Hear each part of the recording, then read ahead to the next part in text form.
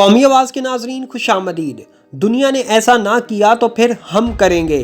اسرائیلی وزیر دفاع نے ایران کو بہت بڑی دھمکی دے دی۔ اسرائیلی وزیر دفاع بینی گیٹس نے کہا کہ اسرائیلی فوج ایران کے جوہری مراکز کو نشانہ بنانے کی تیاری کر چکی ہے اور اسرائیلی فوج اس مشن کے لیے خود مختار آپریشن کرے گی۔ اسرائیلی وزیر دفاع نے مزید تفصیلات بتاتے ہوئے کہا کہ اسرائیل نے ایران کے اندر ٹارگٹ سیٹ کر لیے ہیں اور ان اہداف کو نشانہ بنانے کی تیاری کر لی ہے جس کا مقصد جوہری بم کی تیاری کے حوالے سے تہران کی صلاحیت کو نقصان پہنچانا ہے۔ اسرائیلی وزیر دفاع کا کہنا تھا کہ اگر دنیا ایران کو جوہری ہتھیار حاصل کرنے سے روک لیتی ہے تو یہ بہت اچھا ہوگا۔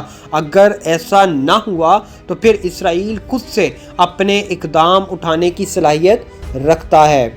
دوران انٹرویو اسرائیل کے وزیر دفاع نے ایک نقشہ دکھایا جس کے متعلق ان کا کہنا تھا کہ یہ دراصل ان ٹھکانوں کا نقشہ ہے جہاں میزائل رکھے گئے ہیں۔ اسرائیل کے وزیر دفاع نے کہا کہ جہاں میزائل رکھے گئے ہیں وہ اسرائیل لبنان سرحد پر واقع شہری علاقوں کے درمیان کی جگہ ہیں۔ وزیر دفاع نے کہا کہ ان خفیہ ٹھکانوں کی نشاندہی ہو گئی ہے اور اسرائیلی افواج پوری طرح سے لڑائی کے لیے تیار بھی ہے۔ اسرائیل کے وزیر دفاع نے انٹرویو کے دوران پوچھے جانے والے ایک سوال کے جواب میں کہا کہ شام میں ایرانی اہداف کو نشانہ بنانے کا سلسلہ بھی جاری رہے گا۔ عالمی ذرائع ابلاغ کے تحت صرف 2020 سے اب تک اسرائیل شام میں ایران سے تعلق کے الزامات عائد کرتے ہوئے 500 سے زائد ٹھکانوں کو فضائی بمباری کا نشانہ بنا چکا ہے۔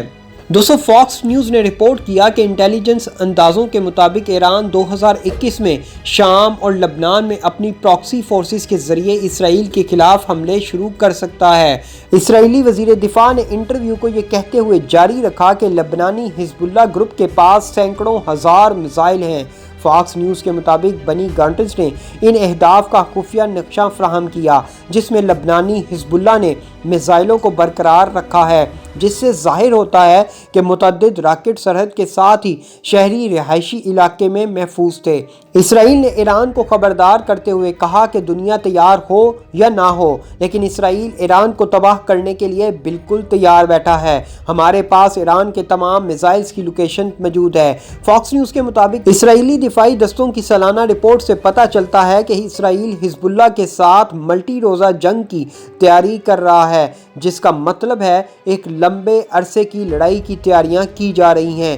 جنگ کی حکمت عملی بیان کرتے ہوئے اسرائیلی میڈیا کا کہنا تھا کہ جنگ کی صورت میں اسرائیل لبنان میں روزانہ 3000 اہداف کو نشانہ بنائے گا، جس میں اس گروپ کے 300 افراد روزانہ کی بنیاد پر ہلاک کیے جائیں گے۔ رپورٹ کے مطابق اسرائیلی army chief of staff general Aviv Kochavi نے کہا کہ سن 2020 کے آغاز سے ہی شام میں ایرانی حمایت یافتہ فورسز کی 500 سے زائد پوزیشنوں کو نشانہ بنایا جا چکا ہے۔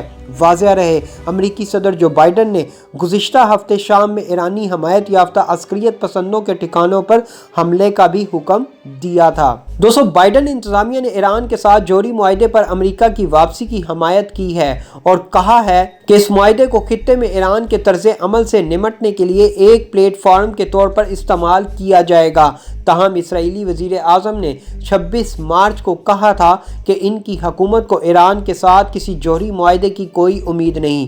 براہ راست اسلامی جمہوریہ ایران کے رہنماؤں سے خطاب کرتے ہوئے نیتن یاہو نے مزید کہا، معاہدے کے ساتھ یا اس کے بغیر اسرائیل آپ کے انتہا پسند توہم پرست اور سفاک حکومت کو جوہری ہتھیاروں کے حصول سے روکنے کے لیے کسی عملی اقدام سے باز نہیں آئے گا۔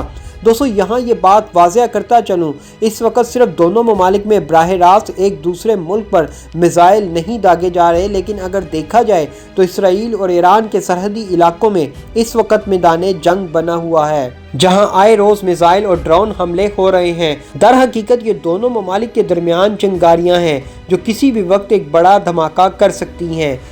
گزشتہ روز بھی شام کی فوج نے اعلان کیا کہ اس نے دمشق کے جنوبی نواحی علاقوں میں اسرائیلی راکٹوں کو نشانہ بنایا ہے۔ شام میں موجود ایرانی ملیشیا فورسز کے بیان کے مطابق یہ حملہ گولن کی پہاڑیوں سے کیا گیا تھا اور شام میں موجود ایرانی حمایت یافتہ گروپوں اور فورسز نے بیشتر میزائلوں کو روکنے اور نشانہ نشانہ بنانے میں اہم کردار ادا کیا تھا۔ دوستو، اس واقعے سے 2 روز قبل اسرائیلی وزیر دفاع بنی گارٹس نے کہا تھا کہ ان کا ملک ایران کی فوجی سرگرمیوں کو روکنے کے لیے تقریباً ہر ہفتے شام میں کارروائی کر رہا ہے۔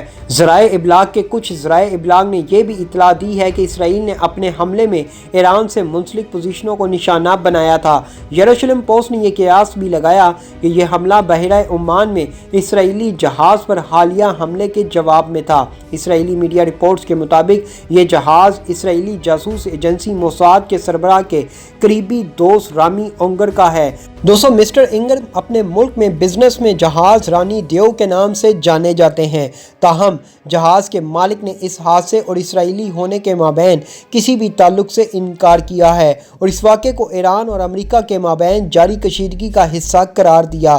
تاہم اسرائیلی وزیر دفاع نے ہفتے کے روز اعلان کیا تھا کہ ابتدائی تخمینے کے مطابق اسلامی جمہوریہ ایران اس دھماکے کا اصل ملزم ہے۔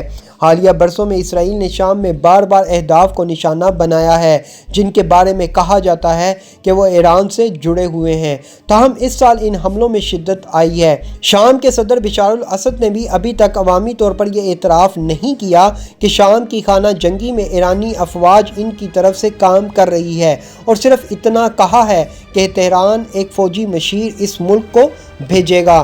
مغربی سیکیورٹی ذرائع کا کہنا ہے کہ رواں سال کے اسرائیلی حملوں نے شام میں ایران کی فوجی صلاحیت کم کر دی ہے، جس کے بعد ایران نے کوئی خاص رد عمل ظاہر نہیں کیا۔ گزشتہ ہفتے امریکہ نے شام میں حزب اللہ کی کتابوں سمیت ایرانی حمایت یافتہ عسکریت پسندوں کو نشانہ بنایا تھا۔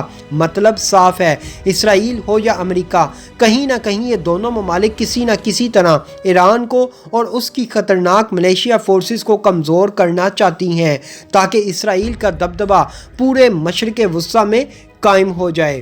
لیکن اگر دیکھا جائے تو روس مشرق وسطیٰ میں امریکہ اور اسرائیل کو مضبوط ہوتے نہیں دیکھنا چاہتا۔ روس نہیں چاہتا کہ ایران پر امریکہ قابض ہو، کیونکہ اگر ایران پر امریکہ قابض ہو گیا تو تیل کے کنووں کی نئی کھیپ اور دنیا کا سب سے قیمتی بحری راستہ آبنائے ہرمز امریکہ کے قبضے میں آ جائے گا۔ اب دیکھنا یہ ہے کہ آئندہ آنے والے دنوں میں اسرائیلی وزیر دفاع نے جو دھمکی دی ہے اور جو نقشہ ایران پر حملوں کے لیے دکھایا ہے، کیا اس پر عمل شروع ہوتا ہے یا نہیں۔ ایسی مزید معلوماتی ویڈیوز دیکھنے کے لیے قومی آواز کو سبسکرائب اور بیل آئیکن پر کلک ضرور کریں، کیونکہ یہ میری اور آپ کی نہیں بلکہ پوری قوم کی آواز ہے۔